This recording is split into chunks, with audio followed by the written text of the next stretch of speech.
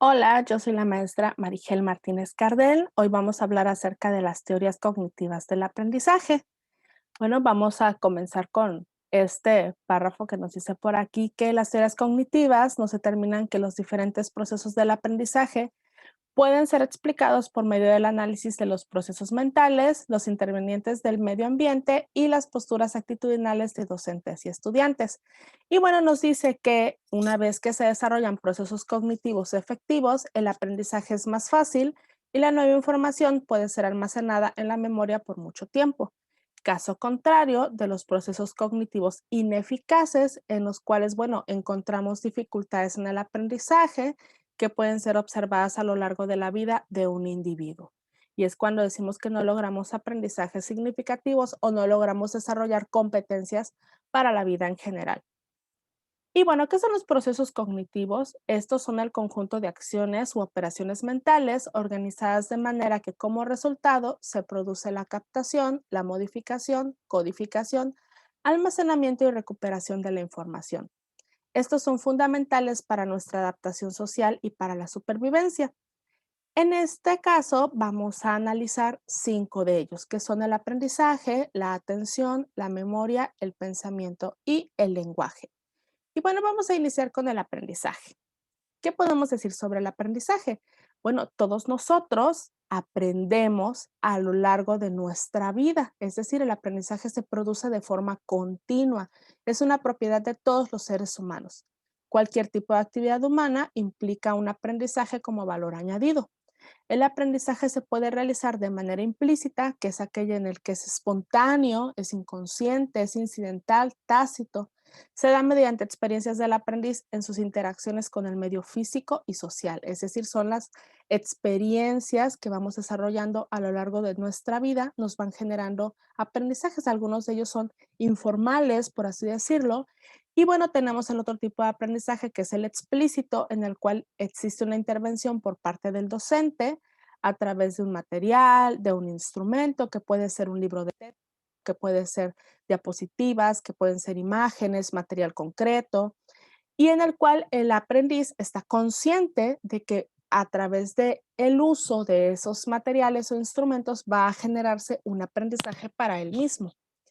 Todos nosotros adquirimos mediante el aprendizaje distintos tipos o distintas capacidades que aparecen en todas y cada una de las áreas, disciplinas o asignaturas de las sucesivas etapas del sistema educativo. El aprendizaje obviamente es escalonado.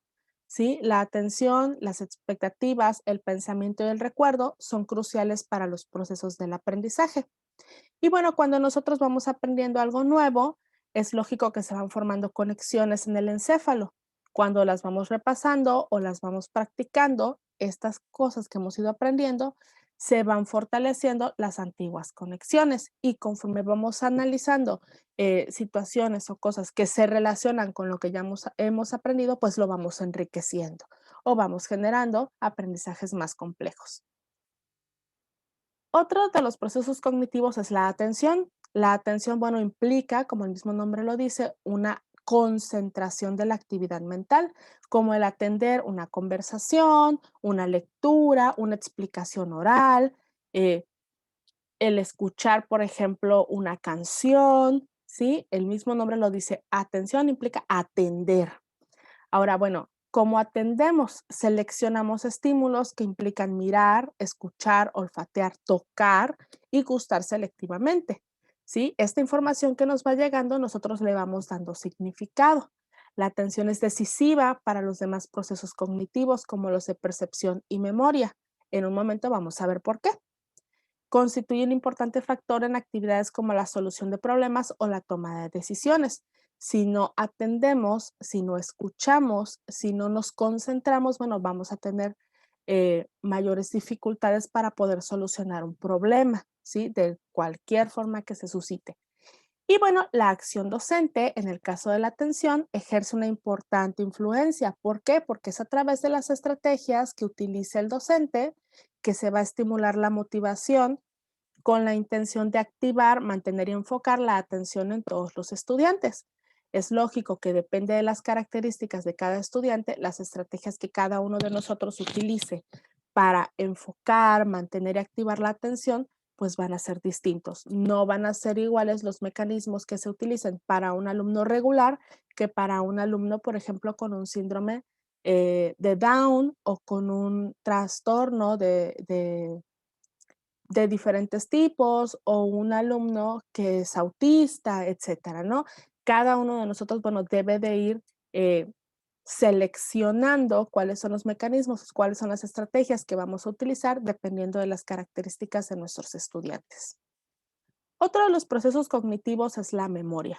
La memoria humana es sumamente central u ocupa una posición central en la estructura del sistema cognitivo humano. A través de los sentidos, la información accede a la mente, como ya lo mencioné anteriormente. Vemos, olemos, gustamos, tocamos, escuchamos eh, diferentes estímulos que los cuales vamos nosotros a ir almacenando dentro de nuestra memoria. Ahora bien, la memoria está constituida por tres subsistemas: la memoria sensorial, que es donde utilizamos los sentidos; memoria operativa o memoria de trabajo, que puede ser a corto plazo; y la memoria a largo plazo, que se considera como memoria permanente. En cualquiera de los procesos cognitivos, como la atención, percepción o memoria, bueno, sabemos que ellos van a actuar conjuntamente. Si no tenemos atención, pues lógicamente no vamos a llegar a la memoria permanente, que es la que buscamos dentro del proceso de desarrollo de los aprendizajes. Ahora bien, la memoria es un factor decisivo en la adquisición, recuperación y utilización del conocimiento. Conocer los procesos de cada uno de los tipos y subtipos de memoria nos permiten a los docentes plantear estrategias que les permitan lograr los objetivos planteados.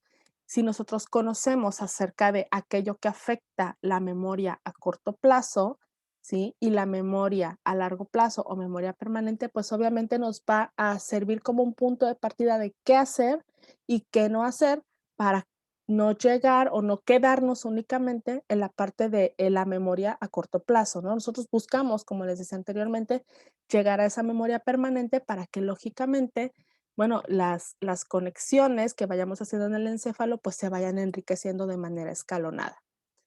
Como bien mencionaba, la acción docente requiere el diseño de secuencias con una gradual sucesión de los elementos informativos. No vamos a sobrecargar a los estudiantes de pues información que vayan a hacer que la memoria pues lo recuerde hoy y mañana ya no sepa ni de qué está hablando, ni los vamos a saturar, perdón, porque bueno, en este caso no vamos a lograr una memoria de manera significativa. Otro de los procesos cognitivos es el pensamiento. ¿Sí? El pensamiento dentro de la cognición, bueno, entraña procesos de adquisición, transformación, organización, retención, recuperación y uso de la información. Nosotros extraemos información de nuestro entorno, la procesamos y la usamos en la adquisición de nuevos conocimientos y de la acción.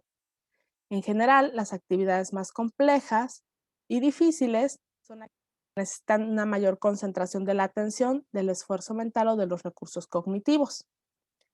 Los cambios vinculados al aprendizaje elaborativo, significativo, de construcción y significado, que comportan integración e implican una reestructuración cognitiva, bueno, pues son obviamente más laboriosos. ¿Por qué? Porque implican mayores procesos que nos van a llevar pues a un aprendizaje, como ya lo mencionaba anteriormente, a largo plazo. Y bueno, vamos a continuar con el lenguaje. ¿Qué lenguaje? El lenguaje humano es semántico. Nosotros intercambiamos información detallada de todo tipo, de objetos, de acontecimientos, de sentimientos e ideas. Todos nosotros creamos palabras, utilizamos palabras que aprendemos en nuestro entorno para capturar aspectos importantes de las experiencias y en cierta medida las palabras moldean la forma y las cosas en las que pensamos nosotros. Y bueno, la experiencia moldea el lenguaje y este a su vez afecta la experiencia posterior. Es decir, todos nosotros entramos, por ejemplo, a la escuela con cierto nivel de lenguaje que depende del entorno en el que vivimos y bueno, dentro del aprendizaje se va a ir modificando con respecto a las actividades que se vayan planteando. Por ejemplo, nuestros niños ya tienen aprendizajes previos ¿sí? Que implican obviamente el que los expliquen por medio del lenguaje y a través de las actividades que vamos nosotros desarrollando, pues ellos lo van a ir enriqueciendo, dándole su propia interpretación y expresándolo nuevamente de manera oral. Y bueno, el lenguaje es sumamente importante también para nosotros, porque cuando empleamos un lenguaje atrayente con los estudiantes, logramos mantener la atención en el objeto del aprendizaje. Y recuerden que la atención está ligada a los otros procesos cognitivos que nos van a llevar al aprendizaje, ¿sí? Entonces, bueno, vamos a continuar. Una vez que hablamos de los procesos cognitivos, vamos ahora con el desarrollo cognitivo y el aprendizaje. ¿Qué es el desarrollo cognitivo o cognitivo? Bueno, es el proceso evolutivo de las capacidades mentales como la percepción, la memoria, la atención, el lenguaje, entre otros, de los niños. Son capacidades que intervienen en el aprendizaje de nuevos conocimientos y destrezas. Y bueno, ¿qué mejor que hablar del desarrollo cognitivo que irnos al expositor del que más hablamos, del que más conocemos o de los más famosos, que es Jean Piaget? Bueno, Jean Piaget nos decía dentro de su teoría genética que todos los seres humanos pasamos por 3 etapas de desarrollo. La primera es la etapa o el estadio sensoriomotor, que va desde el nacimiento hasta los 2 años de vida. La segunda es el estadio operacional concreto, que tiene a su vez 2 subperiodos. El primero es el preoperatorio, de 2 a 6, 7 años, y el segundo es el subperiodo de las operaciones concretas, que va de 6, 7 a 11 y 12 años. Y por último tenemos el estadio de las operaciones formales, que es a partir de los 11, 12 años. Y bueno, vamos a hablar un poquito acerca de cada uno de ellos. En el primero, bueno, hablamos de que pasamos de un comportamiento reflejo a una organización intencionada y coherente de las actuaciones prácticas. Es decir, primero los pequeños actúan por imitación, por instinto, y con el paso del tiempo van dándole un sentido a las cosas que ellos hacen. Desarrollan una capacidad de representación de un objeto de una manera permanente, es decir, el niño con el paso del tiempo sabe que esa persona que está observando todos los días, que lo atiende, al escuchar, al ver y al sentir, va aprendiendo que la representación es de mamá. Aprende que, por ejemplo, ese objeto en el cual le dan de beber agua, leche, los líquidos que le vayan ofreciendo, bueno, con el paso del tiempo aprende que se llama mamila, ¿sí? Le va dando un significado a esos objetos que tiene a su alrededor. Por eso es importante que como adultos utilicemos un lenguaje adecuado. Posteriormente llegamos al estadio de las operaciones concretas. En el primer subperiodo, que hablamos del subperiodo preoperatorio, bueno, van desarrollando el lenguaje los niños de manera que resulta un instrumento para la adquisición de otros aprendizajes más complejos. Se desarrolla la función semiótica, que es la representación de objetos y de acontecimientos. Hablamos del famoso egocentrismo intelectual o centración, ¿sí? Que es lo que yo pienso, lo que yo quiero, lo que yo siento. Cuesta un poquito el desarrollo de la empatía, cuesta un poquito el que los niños trabajen en equipo, el que compartan, el que acepten ideas diferentes a las de ellos, pero bueno, ahorita vamos a hablar acerca del papel del docente. También el pensamiento no es abstracto, es intuitivo, no es lógico. Es posible abordar algunos aprendizajes o algunos conocimientos acerca de la ciencia, sin embargo, no se le da esa connotación. Se habla de experiencias lúdicas, ¿sí? En el cual, bueno, se van introduciendo ya pequeños conceptos, pero sin hablar en un lenguaje abstracto todavía. Y bueno, el segundo subperíodo, que es el de las operaciones concretas, que va de los 6 a los 11, 12 años. Ahí vemos que, bueno, ya a partir de este estadio, el niño es capaz de integrar en sus operaciones vínculos de interdependencia. O sea, ahí ya podemos hablar, por ejemplo, de eh, temas comunes en el cual se interrelacionan diferentes asignaturas y que el niño, bueno, vaya haciendo esa transición, que sepa que empezamos con una actividad en general y, bueno, esa actividad, ya es de ciencias naturales o ya es de matemáticas, ya pueden ir haciendo esa vinculación. Y bueno, aparecen capacidades de conservar, clasificar, algunas capacidades más serias que nos llevan, pues, lógicamente, a resolución de problemas que impliquen ya nociones científicas.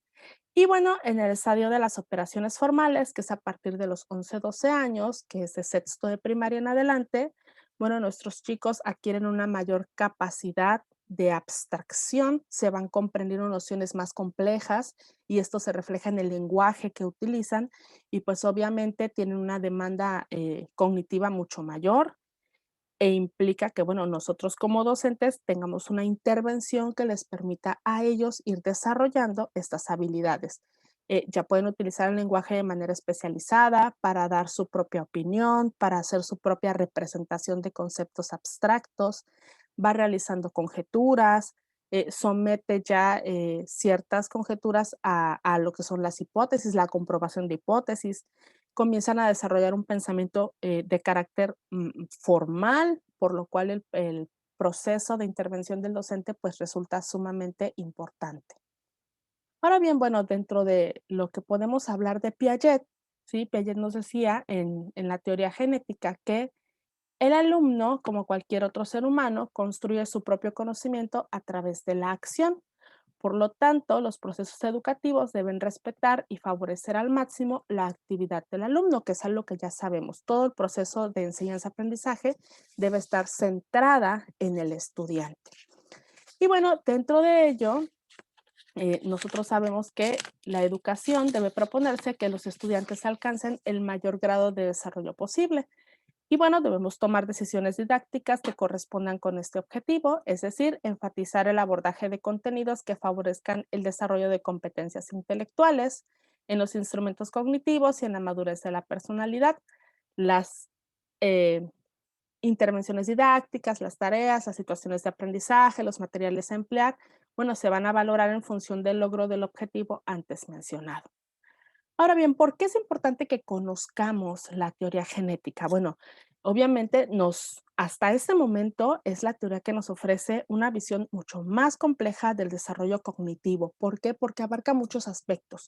No nada más se va a la parte del aprendizaje formal, sino que también nos habla del desarrollo moral, de las nociones sociales, lógicas, matemáticas, de la coherencia, de la forma de expresarse, ¿sí? También, bueno, para nosotros como docentes es sumamente importante porque podemos conocer la forma en que se desarrolla la mente de la mayoría de nuestros estudiantes y de manera específica, bueno, la manera en la cual van evolucionando los esquemas desde algo muy informal hasta algo ya totalmente formal. A lo largo de, bueno, cada una de estas etapas y subetapas de las cuales hablamos.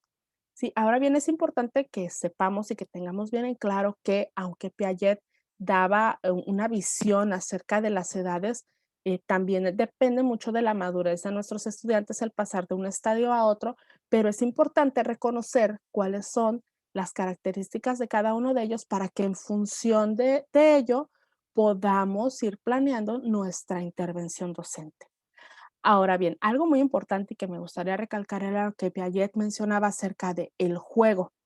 ¿Por qué? Porque, bueno, según Piaget, el juego constituye la forma inicial de las capacidades y refuerza el desarrollo de estas.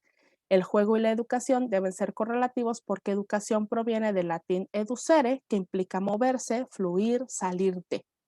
Es desenvolver sus potencialidades físicas, psicológicas, sociales y espirituales desde el interior de la persona que se educa. Ahora, el juego es sumamente relevante, no tan solo desde que son pequeños o en preescolar, también en la educación primaria. Nosotros hemos identificado, e incluso en secundaria, cómo las actividades lúdicas permiten al alumno expresarse, permiten al alumno formar o desarrollar los aprendizajes de una manera mucho más orgánica, incluso el desarrollo del proceso de lectoescritura. Eso es algo que, por ejemplo, yo he aplicado en las propias en la propia metodología que he desarrollado para poder generar en mis pequeños, bueno, este proceso de alfabetización.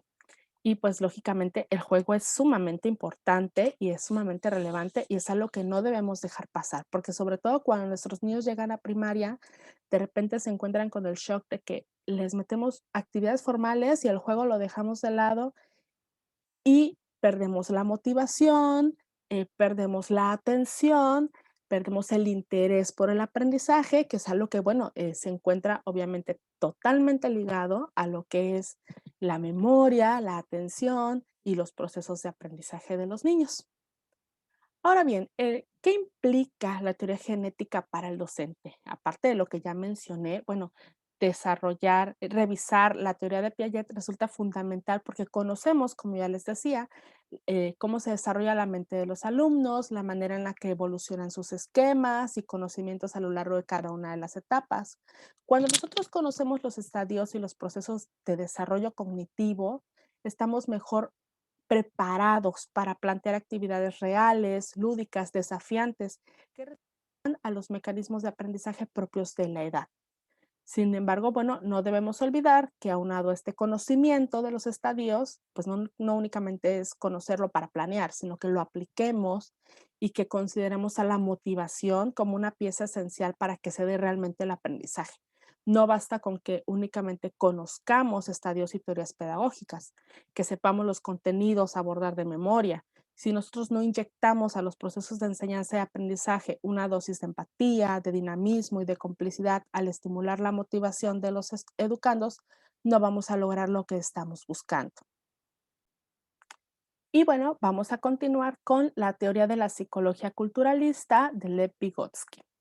Él decía que el hombre no se forma nunca de modo abstracto, sino bajo la influencia de un grupo humano y de su peculiar cultura. Aquí vamos a hablar acerca de la influencia del entorno. Esta teoría sociohistórico-cultural nos dice que, bueno, el niño establece una relación con el objeto de conocimiento en la cual surgen los mediadores. Los mediadores, bueno, somos nosotros los docentes. El lenguaje funge como un mediador cultural, le permite recibir información de su medio para producir una nueva información. Aquí nos habla de distintos mediadores. Dice, el segundo mediador en el proceso de aprendizaje es el profesor, situándose de la siguiente manera. Se encuentra un estímulo, que es el primer mediador, luego el profesor va a llegar al niño. El niño, al interactuar con su profesor, va generando respuestas o va generando conocimientos. Ahora bien, esa teoría a mí se me hace sumamente enriquecedora y va de la mano con la anterior porque, bueno, nos dice que todos los niños ya tienen aprendizajes que vienen desde casa. Uno de ellos, pues lógicamente, es el lenguaje, que es uno de los instrumentos más importantes que todos hemos aprendido a través de las prácticas sociales y que lo recuperamos ya al aprendizaje formal dentro de las prácticas sociales del lenguaje. Entonces, bueno, es importante que hablemos de Vygotsky y de lo que él nos menciona. Nos dice que el lenguaje, o nos decía que el lenguaje desarrolla pensamiento, comunicación y convivencia, que las prácticas comunicativas hacen surgir las funciones mentales en el individuo, que el conocimiento se construye en la interacción, no es producto de la mente por sí misma, que, bueno, la comparación y apropiación de nuevos sistemas de conocimiento se alcanzan en el diálogo con los demás porque las estructuras cognitivas tienen su origen en la interacción social. Aquí nos habla de la importancia de la interacción, sobre todo, bueno, cuando hablamos del aula, de la interacción de los estudiantes y el docente y los estudiantes entre ellos, pero también de la interacción con este primer eh, contacto que tienen los niños con su entorno, que es el hogar. Y bueno, el docente, según Vygotsky, debe ser partícipe de las actividades sociales de la comunidad con la finalidad de observar, compartir, conocer, valorar el patrimonio cultural de la misma. Es decir, es sumamente importante que conozca el entorno de los estudiantes a su cargo. Si no es posible que, bueno, se involucre más allá con la comunidad, sí conocer el entorno, sí conocer el background de cada uno de nuestros estudiantes, ¿no? Y bueno, dentro del proceso educativo, para Vygotsky, cualquier conocimiento se genera en un contexto social y culturalmente organizado. El aprendizaje se produce como resultado de la interacción del niño con el maestro, que va a servir como modelo y guía. Y bueno, la educación es un proceso social, como ya bien lo habíamos escuchado, que para ser comprendido debe observarse en la multiplicidad y diversidad de las fuerzas e instituciones que concurren en el desenvolvimiento de las sociedades. Es decir, el aprendizaje no se genera en un solo ámbito ni en un solo lugar, sino que es multifactorial y es de diferentes ámbitos y diferentes lugares. El ambiente tiene un papel sumamente central dentro del desarrollo de los aprendizajes para Vygotsky. Bueno, nos dice que el ambiente físico y psicosocial en que crece el niño son importantes para su formación, la manera en la cual se les va estimulando. Lo ideal es que tanto escuela como hogar muestren un ambiente favorable y positivo para el niño. ¿Para qué? Para que no haya esa incongruencia en la cual en la casa no se le estimula y en la escuela sí. Entonces, bueno, lo importante aquí o lo esencial es trabajar de manera coordinada con los padres de familia, ya sea en colectivo o de manera individual, según los casos. Sabemos, por ejemplo, que en el caso del desarrollo de la alfabetización es sumamente importante que se haga el reforzamiento en casa, porque bueno, si no hay un ambiente alfabetizador, pues es obvio que el alumno va a llevar un proceso mucho más largo para poder acceder al mismo. Y bueno, dentro de lo que es el ambiente áulico, la distribución del espacio en el aula es importante, la creación de áreas de trabajo específicas como lectura benefician la eficacia del programa escolar. El niño necesita sentirse aceptado por sus compañeros, participar, expresar sus ideas, realizar actividades de cooperación y que se estimule su interés por la escuela y la participación. Recuerden que hablamos de que el aprendizaje se genera de manera social. Y bueno, dice aquí que la aptitud para el aprendizaje puede ser modificada por condiciones ambientales apropiadas o por experiencias de aprendizaje de la escuela o en el hogar, según Bloom. Recuerden que decíamos que el ambiente físico y psicosocial en el cual el niño va creciendo, pues son importantes porque si en casa hay una actitud que es negativa hacia la escuela, el alumno va a llegar a la escuela con ese tipo de actitudes o con ese rechazo hacia las actividades que se vayan planteando. Ahora bien, bueno, Vygotsky es muy conocido por esta zona de desarrollo próximo, de la cual él hablaba de manera muy pertinente, en el cual, bueno, nos dice que todos tenemos un nivel de desarrollo real, en el cual tenemos una capacidad de solución de problemas de manera autónoma e independiente, y lo ideal es llegar a un nivel de desarrollo potencial en el cual, bueno, se puede generar una capacidad de resolución de problemas solo o con ayuda de otros. La zona de desarrollo próximo, que es la cual nosotros debemos o queremos generar, bueno, es la cual el educador funge como un constructor de un andamiaje para que el alumno pueda hacer una tarea que antes solamente podía hacer con ayuda, ¿sí? Entonces, bueno, aquí nos dice que algo muy importante dentro de la zona de desarrollo próximo, pues son las interacciones sociales, ya que la educación se apoya de aquellos conocimientos que el niño ya posee en el contexto social. Se requiere cooperación, sistema de apoyo, confianza mutua, empatía y actitud positiva de parte de todos los actores involucrados. Y bueno, ¿cuál es el papel del docente dentro de esta teoría? Pues obviamente vamos a hablar del contexto. En el contexto es importante que el docente investigue y conozca la realidad de sus estudiantes, que tome en cuenta el entorno social, familiar, cultural, etcétera, y que aplique lo aprendido a situaciones concretas y reales. Es decir, no le voy a plantear a mis estudiantes ciertas actividades para generar aprendizajes que no tengan nada que ver con su contexto. En el caso de los alumnos, bueno, es importante que conozca al grupo, conozca los procesos, que ayude a que utilicen lo que saben sobre el tema, es decir, partir de los conocimientos previos, que se incentive la reflexión y el pensamiento lógico, aclarar nuevos conceptos utilizando diversos modelos como verbales, gráficos, y es aquí donde intervienen, por ejemplo, los distintos estilos de aprendizaje, ¿no? Que el docente los conozca y pueda utilizarlos a su favor para que el aprendizaje se genere en todos los niños. Y bueno, dentro de la expresión de ideas, el estimular que los niños pregunten, que expresen lo que saben, lo que van aprendiendo, sus conclusiones, que puedan confrontar ideas previas con nuevos conceptos, que desarrollen la criticidad acerca de qué ha influido en sus ideas y conocimientos previos, algo que es sumamente importante. Y bueno, en el caso de las familias, pues es importante que interesemos a los padres por compartir la tarea educativa, que se genere un cambio de paradigmas en cuanto a los roles, es decir, que el padre no espere que el docente haga todo, sino que haya una cooperación y una coordinación de ambos para incidir de manera positiva en el aprendizaje. Y bueno, vamos a continuar con la teoría del aprendizaje significativo. ¿Sí? En esta teoría del aprendizaje significativo, bueno, nos menciona que tiene una raíz constructivista en la que el aprendizaje no es una simple asimilación pasiva de la información literal, sino que el sujeto la transforma en la estructura. Nos mencionaba que, bueno, el factor más influye en el aprendizaje es lo que el alumno ya sabe. Si averiguamos lo que no sabe, bueno, vamos a poder enseñar a partir de él. De ahí la importancia de los conocimientos previos. Y bueno, el profesor frente al aprendizaje significativo debe ayudar al niño a descubrir qué contenidos son significativos o son importantes para él, por qué les son útiles o funcionales. De esta manera, bueno, se hace efectiva una actividad interna cognitiva y también externa o conductual, que son complementadas y son reforzadas con la metodología que se vaya trabajando dentro de la escuela.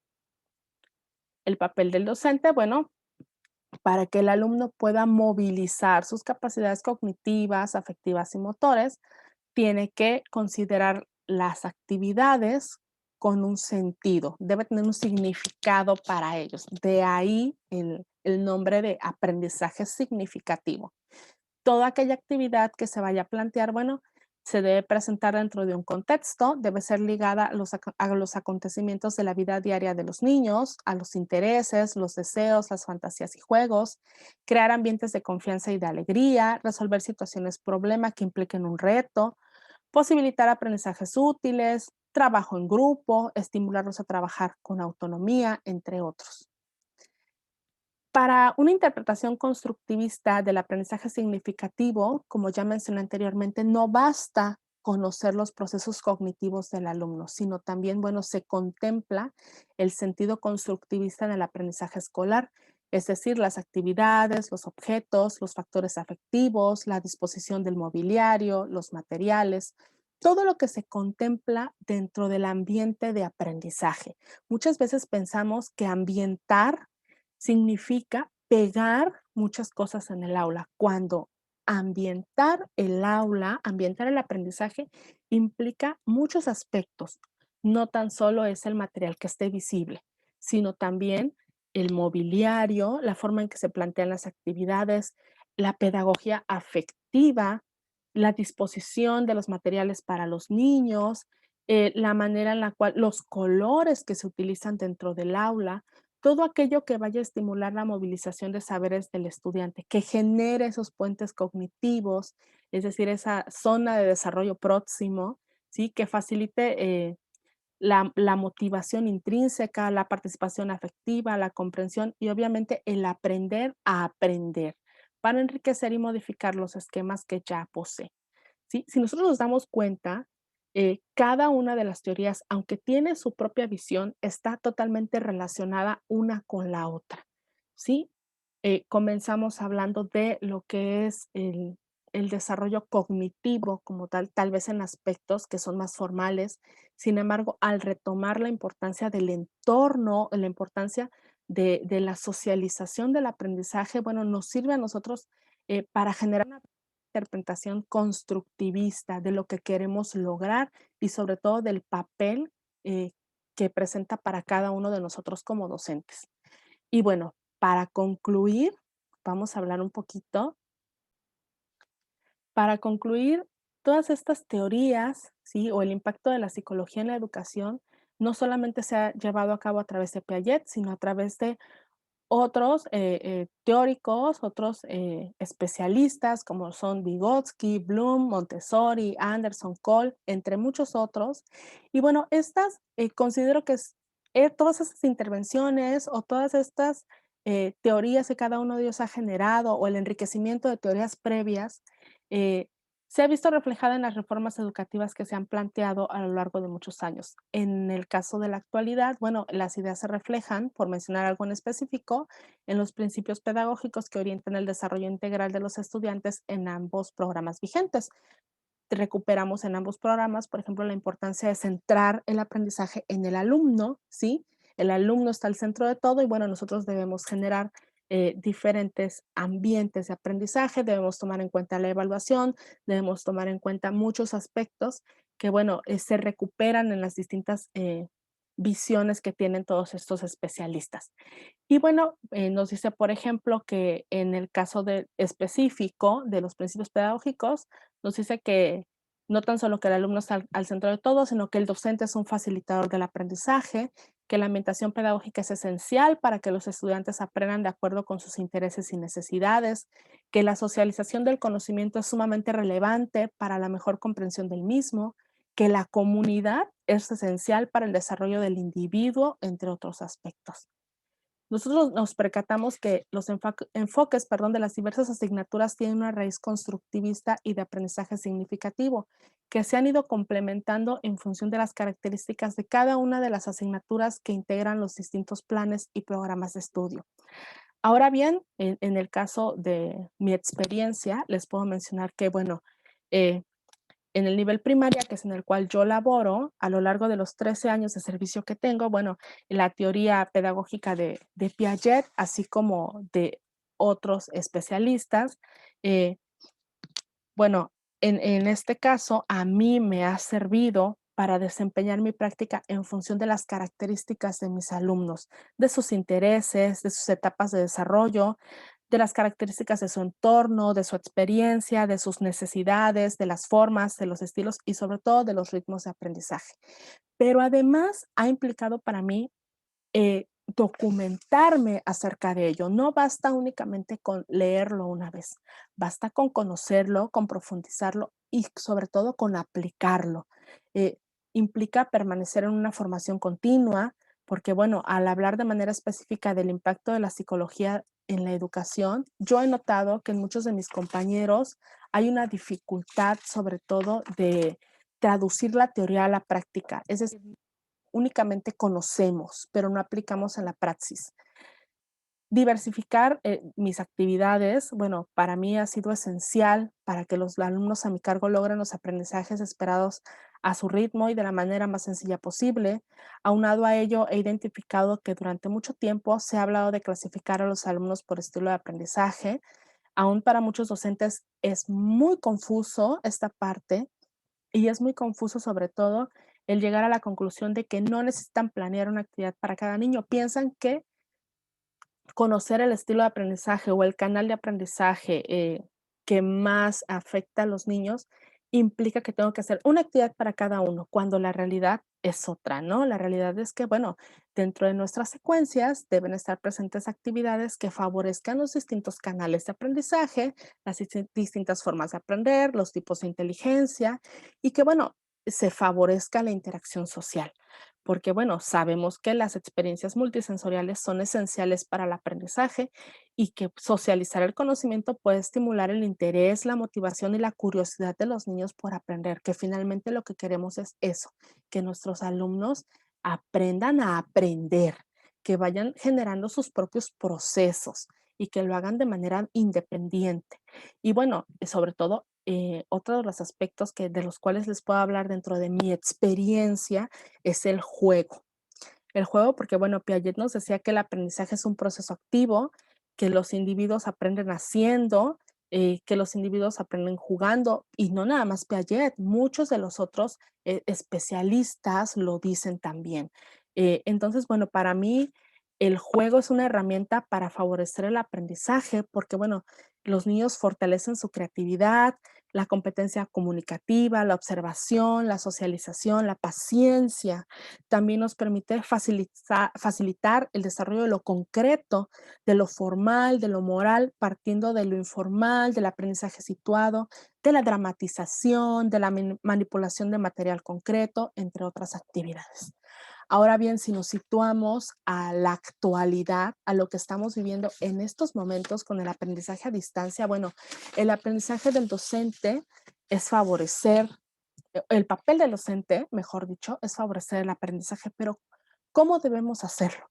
Resulta algo sumamente complejo para muchos y bueno, uno de los consejos que yo les puedo dar es que es importante que se presenten situaciones en las que no solamente se utilicen los sentidos para aprender, sino material didáctico que les permita jugar, que les permita socializar, que estimule la curiosidad, que nos lleve de lo informal a lo formal de manera práctica, algo tan necesario, sobre todo en la etapa de aprendizaje a distancia que estamos viendo en la actualidad. Y bueno, algo fundamental que hemos observado dentro de la pandemia o durante este tiempo es que eh, el seleccionar los aprendizajes esperados fundamentales para desarrollar en nuestros estudiantes es una dificultad que tenemos o tienen muchos de los docentes al elegir aquellos contenidos y aprendizajes que deberán fortalecerse para que, bueno, en los grados subsecuentes, como ya lo mencioné anteriormente, se puedan ir desarrollando aprendizajes de manera escalonada. Eh, en muchos casos, esto se deriva, bueno, en el desconocimiento o es originado por el desconocimiento que existe a través del el nivel jerárquico que tienen los contenidos que vamos a enseñar, así como del carácter inter, trans y multidisciplinar de diferentes temas que se abordan a lo largo del ciclo escolar.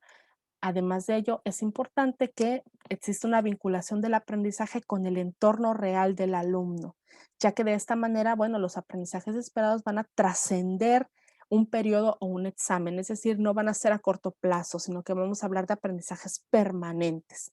Porque, bueno, al tomar en cuenta el entorno, los conocimientos previos que el alumno posee y considerar la casa como un laboratorio de aprendizaje, tal como lo menciona Tonucci, por ejemplo, los aprendizajes esperados van a tener un carácter significativo, que es algo que queremos lograr.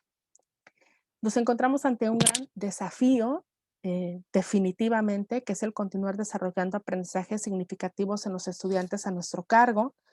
Para lograrlo es importante, como ya mencioné anteriormente, que no solamente conozcamos la teoría y lo que los autores mencionan acerca del aprendizaje o de los procesos cognitivos, sino que consideremos todos esos puntos relevantes que podemos aprender de los distintos autores para realizar un ejercicio de reflexión sobre la propia práctica, lo que necesito mejorar, lo que necesito modificar, lo que necesito enriquecer para responder a las características, intereses y necesidades de los alumnos. Aunado a ello, es importante considerar las circunstancias que vivimos en la actualidad, no solamente como una manera de transformar la práctica, sino de enriquecer la dinámica de trabajo en equipo que tenemos con los padres de familia y los estudiantes, ya que, bueno, la educación a distancia representa una oportunidad de aprender a través de experiencias situadas, en las cuales la cooperación, el diálogo, la recuperación de aprendizajes previos, la socialización del conocimiento y la reflexión sobre el aprendizaje nos lleven al logro de los objetivos planteados. Para lograrlo, es importante que esta comunicación no se limite a enviar actividades y a recibir evidencias, sino que, bueno, algo fundamental es considerarnos un facilitador del aprendizaje, es decir, que realmente nos lo creamos, no nada más hablar por hablar, sino que realmente nos apropiemos de ese autoconcepto, ¿sí? Que busquemos centrar al alumno en todo el proceso, que seamos empáticos, de las circunstancias, de las características y necesidades, y que no solamente nos enfoquemos en cubrir un programa, ¿sí? Esto que estoy mencionando no es descubrir el hilo negro de la educación, pero sí significa reflexionar acerca de aquello que necesitamos modificar y enriquecer.